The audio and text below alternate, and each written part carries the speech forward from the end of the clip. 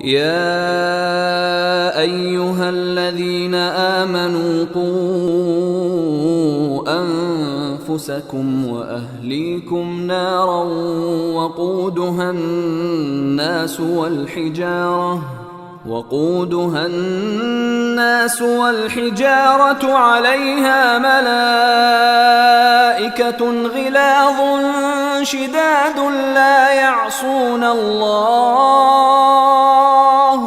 لا يعصون الله ما أمرهم ويفعلون ما يؤمرون. الحمد لله رب العالمين والصلاة والسلام على سيد المرسلين وعلى آله وأصحابه أجمعين، أما بعد. أعوذ بالله من الشيطان الرجيم، بسم الله الرحمن الرحيم. قال الله سبحانه وتعالى في كلامه المجيد: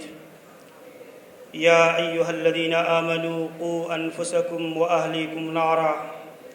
وقودها الناس والحجارة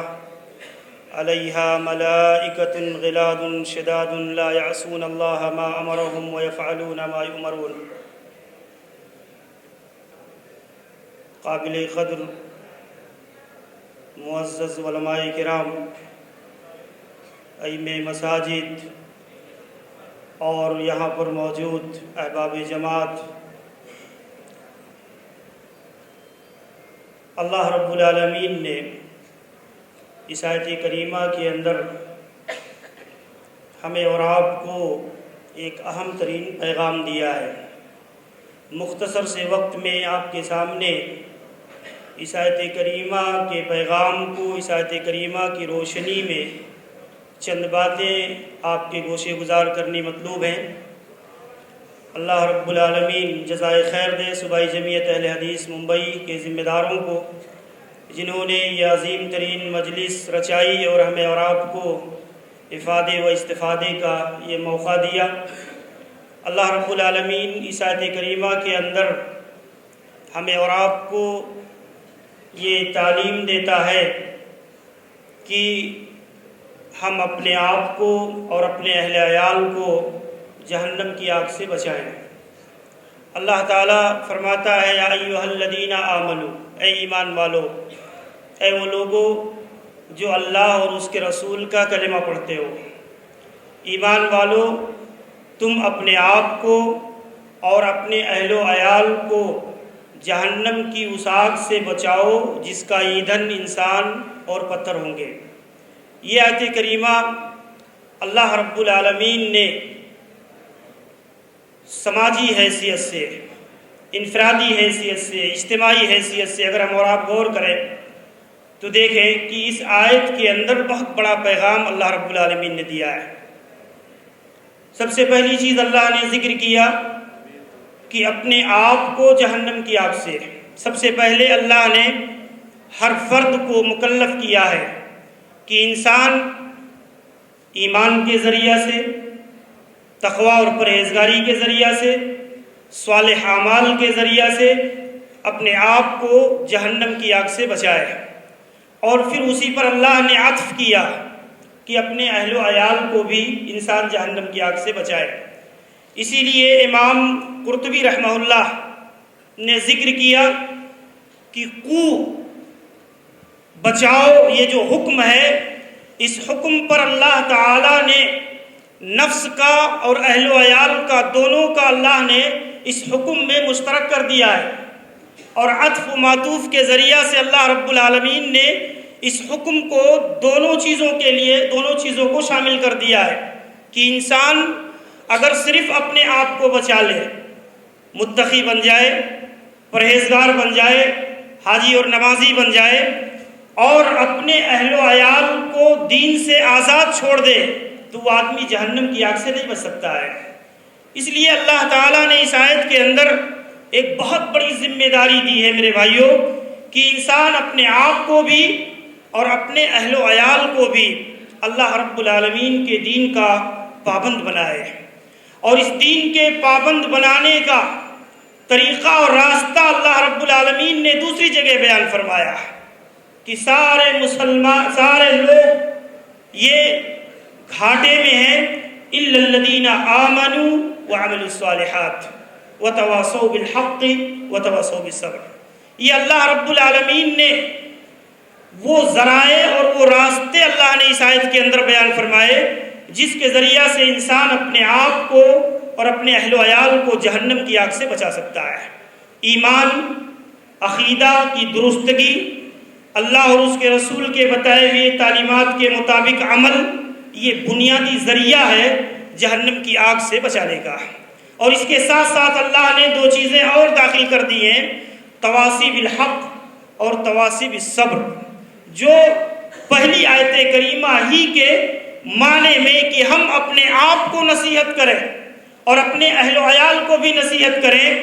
اپنے آپ کو بھی اللہ کے دین کا صحیح معنوں میں پابند بنائیں اور اپنے اہل و عیال کو بھی بنائیں۔ یہ اللہ رب العالمین نے اس آیت کریمہ کے اندر یہ بنیادی پیغام میرے بھائیوں دیا ہے۔ اللہ کے نبی صلی اللہ علیہ وسلم نے اسی لیے اپنے آپ کو ہر انسان کیسے جہنم کی آگ سے بچائے، اللہ کے نبی فرماتے اتق اللہ حیثما کنت، جہاں کہیں بھی ہو تم اللہ تعالیٰ سے ڈرتے رہو۔ اللہ رب العالمین کا خوف، اس کی خشیت ہمیشہ تمہاری زندگی میں طاری رہے، جہاں کہیں بھی ہو، انفراد جو ہے تنہائی میں ہو، تاریکی میں ہو، ازدحام میں ہو، تم ہمیشہ ہر جگہ اللہ رب العالمین کا خوف،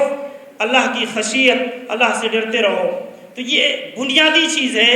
جس کے ذریعہ سے انسان اپنے آپ کو جہنم کی آگ سے بچا سکتا ہے۔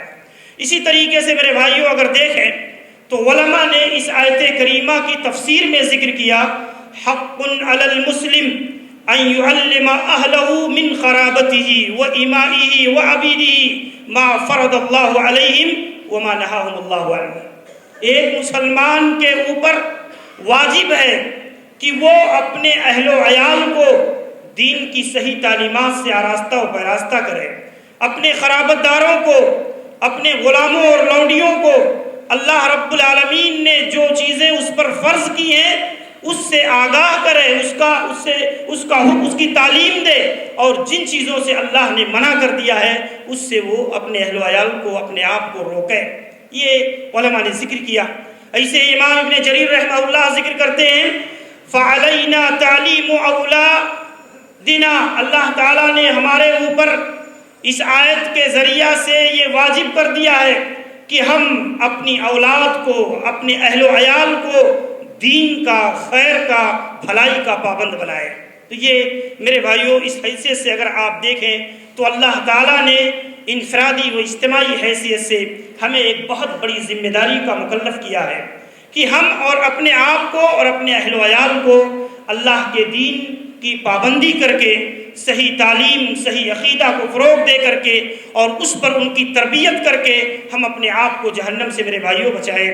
اسی بات کو اللہ کے رسول صلی اللہ علیہ وسلم نے صحیح مسلم کی اس روایت کے اندر بیان فرمایا، کلکم راع وکلکم مسئول عن رعیتہ، تم میں کا ہر آدمی رائی ہے، نگراں ہے، چرواہا ہے، اور تم میں سے ہر آدمی ذمہ دار ہے، اور اس کی مسئولیت کے بارے میں، اس کی ذمہ داری کے بارے میں اللہ رب العالمین اس سے محاسبہ کرے گا، اس سے پوچھے گا۔ اسی لیے الامام راع ومسئول عن رعیتہ، ایک امام، حاکم وقت، یہ اپنی پوری رعایا کے بارے میں مسئول ہے، سارے لوگوں کے بارے میں ذمہ دار ہے، ان کی جو ہے اللہ رب العالمین ان کی بابت ان سے پوچھے گا۔ اسی بات کو اللہ کے نبی فرماتے ہیں والرجل راع فی اہلہ، ایک آدمی اپنے اہل و عیال کا رائی ہے۔ رائی کس کو کہتے ہیں؟ لغوی اعتبار سے رائی کہا جاتا ہے جانوروں کے چرانے والے کو، ایسا آدمی جو بکریوں کے ریوڑ کو چرا رہا ہے، اونٹ کے ریوڑ کو لیے ہوئے ہے، چرا رہا ہے۔ علماء شارحین نے نقطہ ذکر کیا کہ اللہ کے نبی نے اس حدیث میں، اس خطاب میں ایک مسلمان مرد اور عورت کا ذکر کر کے اس رائی کے ساتھ تشبیہ دیا ہے، اس رائی کے ساتھ اسے جوڑ کر بیان کیا ہے جو ایسی سرزمین میں اپنے جانوروں کو چرا رہا ہے جہاں پر بھیڑیے ہیں، شیر ہیں، ایسے جانور ہیں جو اس کی بکریوں کو جو ہے اس کی بکریوں کو اچک لے جا سکتے ہیں، ان کو پھاڑ کر شکار کر سکتے ہیں۔ اگر وہ رائی اور چرواہا ایسی زمین میں سو جائے اور اپنی ریوڑ کو چھوڑ دے یوں ہی آزاد، تو وہ پورا کا پورا ریوڑ تتر و بتر ہو جائے گا، بھیڑیے اس کا شکار کر لیں گے۔ بالکل سماج اور معاشرہ کی مثال ایسے ہی ہے کہ اگر ایک گھر کا ذمہ دار اپنی ذمہ داریوں کو ادا کرنا چھوڑ دے، ایک باپ اپنے فرائض کو ادا کرنا چھوڑ دے، ایک شوہر اپنی بیوی کے تئیں اپنی ذمہ داریوں سے آزاد ہو جائے، ایک بھائی اپنی بہن اور بھائیوں کے تئیں آزاد ہو جائے، تو معاملہ بالکل فساد کا ایسے ہی ہوگا جیسے ان بکریوں کے بارے میں اس رائی اور چرواہے کی سستی اور غفلت کی وجہ سے جو فساد برپا ہو رہا ہے وہ فساد یہاں بھی ہوگا۔ اس لیے کہ سماج میں بہت سارے ایسے بے دین لوگ رہتے ہیں، ایسے لوگ بھی ہیں جو دین سے دور ہوتے ہیں، بد اخلاق ہوتے ہیں اور حرام خوری کرنے والے ہوتے ہیں۔ یہ ایسے اچکے اور بھیڑیے قسم کے لوگ بھی سماج کے اندر رہتے ہیں۔ اگر ایک آدمی اپنے آپ کو، اپنے اہل و عیال کو، اپنے بیوی بچوں کو آج کے اس پرفتن دور میں یوں ہی آزاد چھوڑ دے تو یقیناً نتیجہ ایسے ہی ظاہر ہوگا جو تشبیہ اللہ کے نبی صلی اللہ علیہ وسلم نے اس حدیث کے اندر دے کر بیان کیا ہے۔ اسی لیے میرے بھائیوں، ہم میں سے ہر آدمی کہیں نہ کہیں کسی نہ کسی حیثیت سے ایک باپ ہے، ایک بھائی ہے، ایک بیٹا ہے، اور اس حیثیت سے اس کے اوپر ایک بہت بڑی ذمہ داری عائد ہوتی ہے کہ جہاں کہیں وہ ایسا ہے کہ اس کے ماتحت ہیں کچھ لوگ، وہ سماج کے اندر اس حیثیت سے ہے کہ اس کے ماتحت اس کے بیوی اور بچے ہیں، اس کے ماتحت کچھ کام کرنے والے لوگ ہیں، اس کے ماتحت اس کے چھوٹے چھوٹے بھائی اور بہن ہیں، تو اس آدمی کے اوپر یہ ذمہ داری عائد کی گئی کہ وہ آدمی اپنے آپ کو اور اپنے اہل و عیال کو اس طرح سے نگرانی کر کے، ان کی تربیت کر کے، ان کو صالح اور نیکیوں، صالحات اور نیکیوں کا عادی بنا کر کے ان کو خیر پر لگائے، صحیح چیزوں سے آگاہ کرے، بیویوں کے بارے میں ان کو تعلیم اور تربیت سے آراستہ و پیراستہ کرے۔ یہ رسول کریم صلی اللہ علیہ وسلم نے ایک مرد کی ذمہ داری اللہ کے نبی نے بیان فرمایا۔ اسی کے ساتھ اللہ کے رسول نے خواتین کے باب میں عورتوں کو خطاب کر کے بیان فرمایا، وَالْمَرْأَةُ رَاعِيَةٌ فِي بَيْتِ زَوْجِهَا، ایک خاتون، ایک عورت اپنے شوہر کے گھر میں رائیہ اور نگراں ہے، اس کے مال کے محافظہ ہے، اس کے بچوں کی تربیت کرنے والی، نگرانی کرنے والی ہے، اس کے بچوں کی صحیح معنوں میں صحیح دین اور عقیدہ پر ڈالنے والی ہے۔ یہ ایک عورت کے فرائض میں داخل ہے کہ وہ عورت اپنے بچوں کی صحیح تربیت کرے۔ جب اس کا شوہر اس کے گھر سے باہر نکل جائے، اپنے گھر سے چلا جائے باہر، تو وہ اپنی عزت و آبرو کی حفاظت کرنے والی ہو، اپنے بچوں کی صحیح تربیت اور نگرانی کرنے والی ہو۔ یہ اللہ کے رسول صلی اللہ علیہ وسلم نے ایک خاتون کو بہت بڑی ذمہ داری اور بہت بڑا منصب عطا کیا ہے میرے بھائیوں۔ اس حیثیت سے اگر آپ دیکھیں تو وہی بات اس حدیث کے اندر بیان کی گئی میرے بھائیوں کہ ہم میں سے ہر آدمی کہیں نہ کہیں ذمہ دار ہے، اور اس آدمی کو اپنی ذمہ داریوں کے بارے میں اسے غور کرنا چاہیے کہ ہم کس حد تک اپنی ذمہ داریوں کو ادا کر رہے ہیں، اور اگر ہم سے غفلت، چوک اور کوتاہیاں ہو رہی ہیں تو ہمیں اس کی اصلاح کرنی چاہیے۔ اسی لیے بعد میں اللہ تعالیٰ نے ذکر کیا، صرف ذمہ داریاں دے کر کے اللہ نے نہیں چھوڑا، بلکہ اللہ تبارک و تعالیٰ نے بیان کیا وَقُودُهَا النَّاسُ وَالْحِجَارَةُ، اپنے آپ کو جہنم، اپنے اہل و عیال کو جہنم کی آگ سے بچاؤ۔ وہ کون سی جہنم، کون سا آگ؟ جس آگ کا ایندھن انسان اور پتھر ہوں گے۔ انسان کی تو بات سمجھ میں آتی اور واضح ہے، لیکن پتھر بھی اس کا ایندھن ہوں گے۔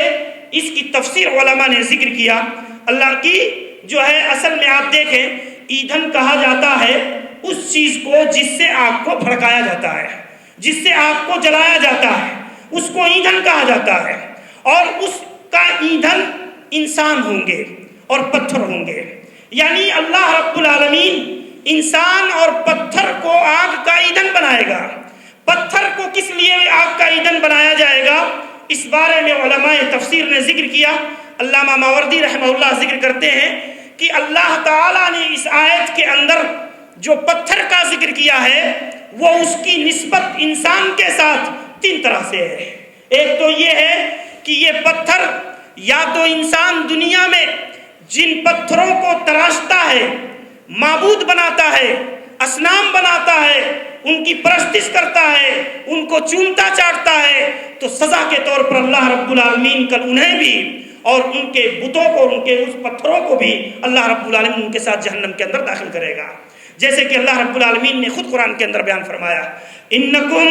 وما تعبدون من دون اللہ حسب جہنم، تم جس چیز کی عبادت کرتے ہو، جن معبودوں کو تم پکارتے ہو، یہ بھی اور تمہارے وہ معبودان باطلہ بھی، تم دونوں کو اللہ رب العالمین جہنم کے اندر داخل کرے گا. ایسے ہی آپ دیکھیں دوسری نسبت اس پتھر کی انسان کے ساتھ یہ ہے، جہنم کے اندر ڈالے جانے کے اسباب اور جہنم کے اندر ڈالے جانے کی نسبت یہ ہے کہ انہا حجارۃ من کبریت، یہ پتھر اس آگ کو روشن کرنے، جلانے، اس کی تپش کو بڑھانے، اس کی حرارت کو تیز کرنے کا مزید ذریعہ بنیں گے. اللہ رب العالمین اس اصل پتھر کو جہنم کے اندر ڈال کر کے اس کی حرارت اور تپش کو بڑھائے گا. اسی لیے تیسری قسم کی نسبت حضرت عبداللہ ابن مسعود اور امام مجاہد رحمہ اللہ ذکر کرتے ہیں کہ یہ اس لیے اللہ تعالیٰ نے اس کی نسبت کے ساتھ ذکر کیا ہے تاکہ انسان جان لے کہ وہ ذات جو پتھروں کے ذریعہ سے پتھروں کو جلا سکتی ہے اور پتھروں کو جلا کر جو ہے اسے آگ بنا سکتی ہے، تو پھر وہ ذات ایک انسان کو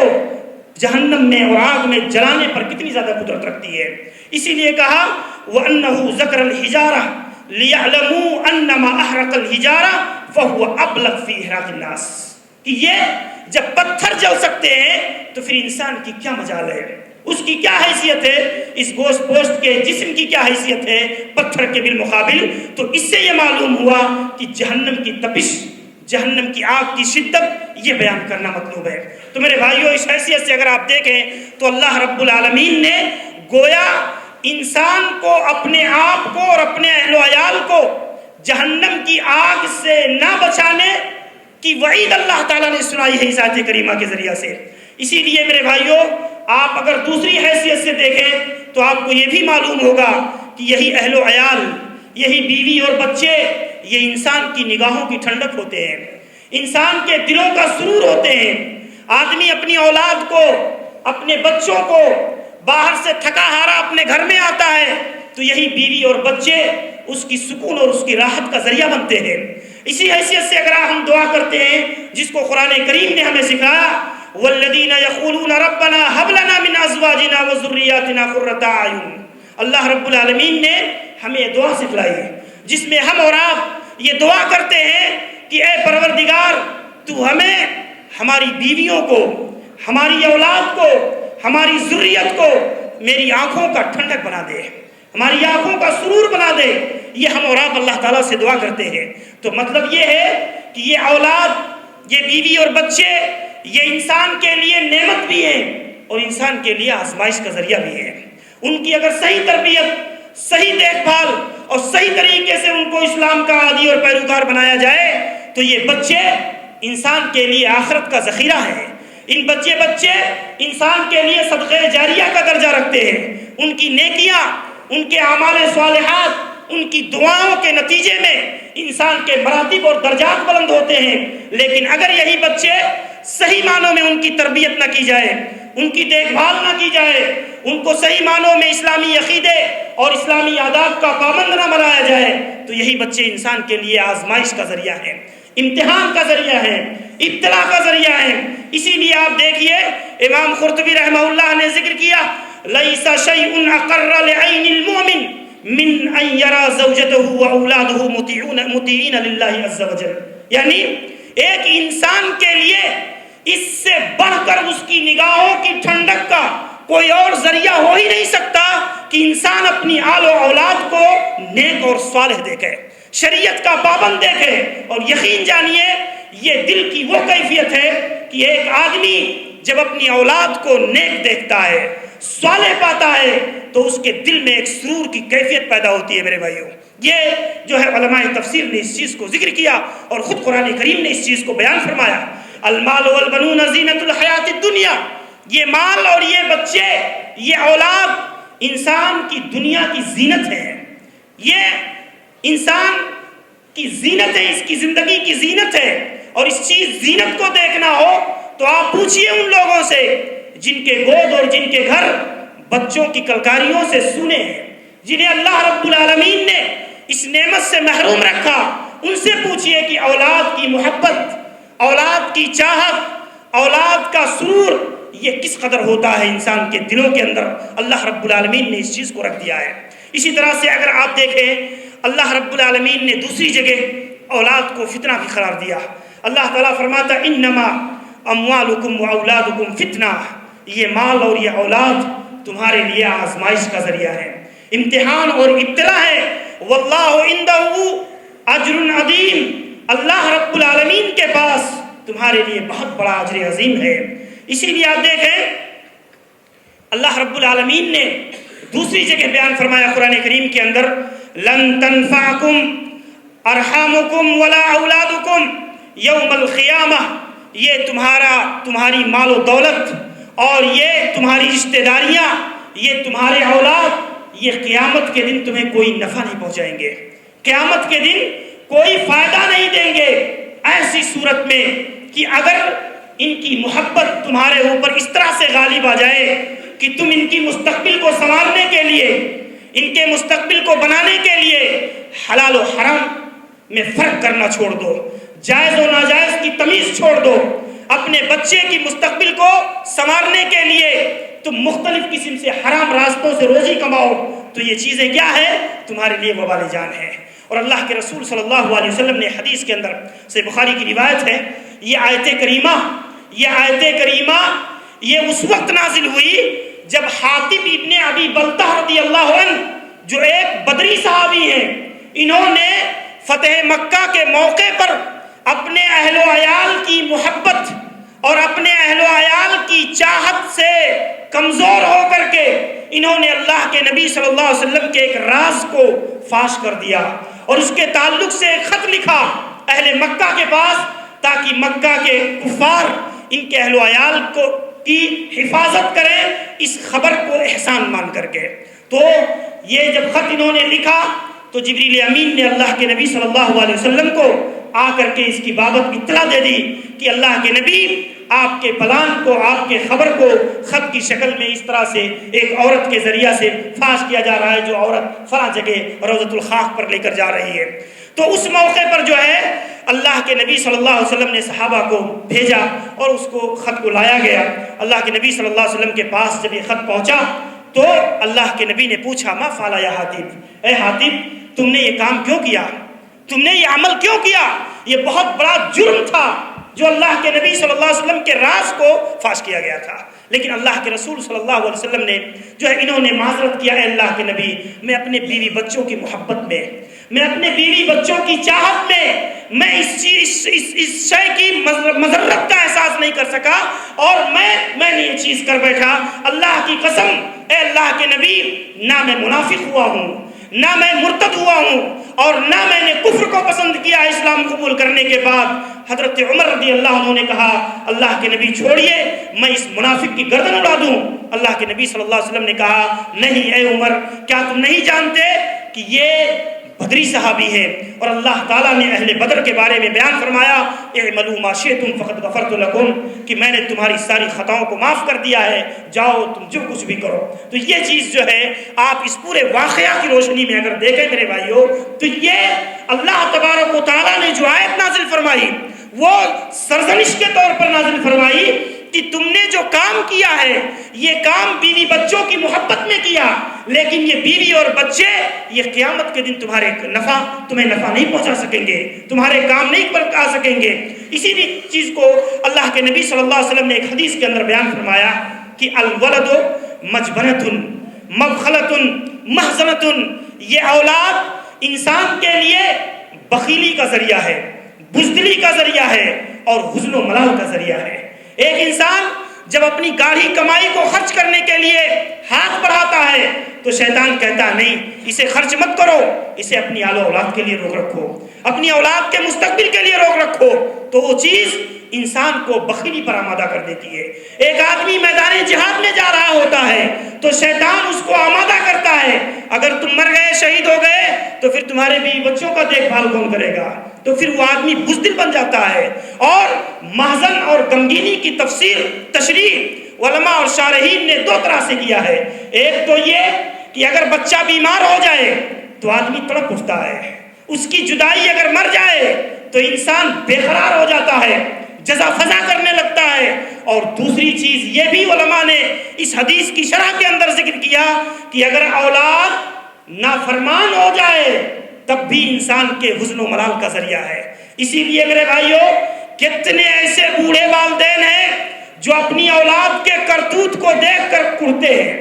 اور یہ اظہار کرتے ہیں کہ کاش اللہ نے اسے بچپن ہی میں اٹھا لیا ہوتا، اسے چھین لیا ہوتا، یا ایسی اولاد مجھے عطا ہی نہ کیا ہوتا۔ یہ انسان روتا اور کڑتا ہے میرے بھائیوں۔ اس بنیاد پر آپ دیکھیں کہ اس وقت یہ انسان کے لیے حزن و ملال کا ذریعہ بنتی ہے۔ تو یہ اولاد میرے بھائیوں ایک حیثیت سے نعمت بھی ہے، رحمت بھی ہے، اور دوسری حیثیت سے آزمائش بھی ہے۔ اس آیت کریمہ کے پس منظر میں اللہ تبارک و تعالیٰ نے ہر مرد کو، ہر عورت کو یہ ذمہ داری عنایت کی ہے کہ ہم اور آپ اپنے بچوں کی صالح تربیت کریں، اپنے آپ کو بھی جہنم کی آگ سے بچانے کی فکر کریں، اپنے آپ کو نیکیوں پر، خیر پر، بھلائیوں پر جو ہے آمادہ کریں، اور اللہ تعالیٰ کے حقوق اور اس کے فرائض کو سمجھیں اور اسی کا پابند اپنی آل و اولاد کو بھی بنائیں۔ اللہ تبارک و تعالیٰ ہمیں اور آپ کو، ہم سب کو جو ہے کتاب و سنت کے حوالے سے ان تعلیمات کو سمجھنے اور اپنی زندگی میں نافذ کرنے کی توفیق عنایت فرمائے۔ اللہ رب العالمین ہمارا یہاں اٹھنا بیٹھنا قبول فرمائے۔ اقول قولی ھذا استغفر اللہ لی ولکم ولسائر المسلمین من کل ذنب انہ هو الغفور الرحیم، وصلی اللہ علی نبینا محمد وعلی آلہ وصحبہ اجمعین۔ السلام علیکم ورحمۃ اللہ وبرکاتہ۔